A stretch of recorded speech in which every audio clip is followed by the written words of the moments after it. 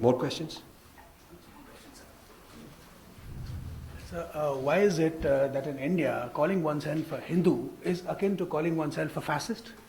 Good. Why is it that Hinduism is a bad word, and more so specifically in the so-called, what I term them as the pseudo-secularists? Yeah, okay. Okay, that's a good question. Hinduism is a perfectly fine term. People get into this discussion that Hinduism is a new term, it was a Persian term or this term or that term. And my answer is as follows.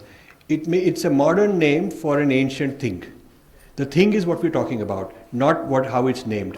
Whether you call it X and X may have changed the name to Y, it's still the same entity. So Hinduism today is a name that represents very ancient philosophies, practices, meditations, yagnas, bhakti traditions. The substance and content of what we call Hinduism is very ancient. And this book, Indra's Net, is basically about that continuity. And so the name is irrelevant. The age of the name is irrelevant to the age of the entity. You could change your name tomorrow, but doesn't mean you didn't exist. So we should fight it on that basis. We should not get into the argument of when the name started and all. We should say the substance of what it means, the practices and ideas that it contains are very ancient, and that's what we're talking about. So I think if you are clear yourself on the antiquity of Hinduism, what we now call Hinduism, you can defend it better.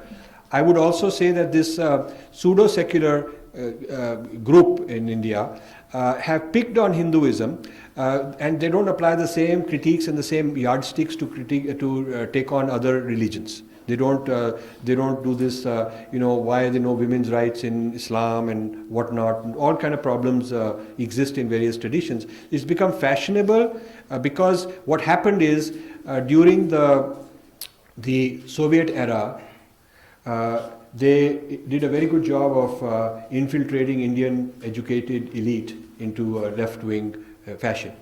And when Mrs. Gandhi needed support from the communist parties for her coalition government, which they gave her, they did not ask for seats like we want to be railway minister and things like that. They wanted to be vice chancellors, appoint leftist vice chancellors of universities.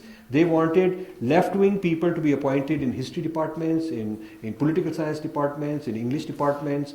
They wanted to be in the history things like CSDS and all these organizations that give grants for social sciences. They wanted to control the social sciences rather than get government ministries. It's very smart, because their idea was that if we get government ministries, we can make short-term bribes and all that. But if we get control of the intelligentsia machinery, then 10 years, 20 years from now, we'll have a whole nation of leftist people on our ideology. Look how it worked. So today, they are getting the fruits of the investment they made in getting into higher education. They got into higher education. So that is why so much pseudo-leftism is out there. But I thrive on debating these people. And you should help me organize these debates, and I'll come and debate them. Recently I had a debate in Houston with a major Christian theologian. It's on YouTube. If you go to my YouTube channel, you will find it. It's a very popular YouTube. A lot of people have watched this debate. I go on looking for people that I can debate who are intelligent, who are well informed, and we must do it on camera, and we must put it on YouTube. So I'm looking for leftists all the time in India to debate.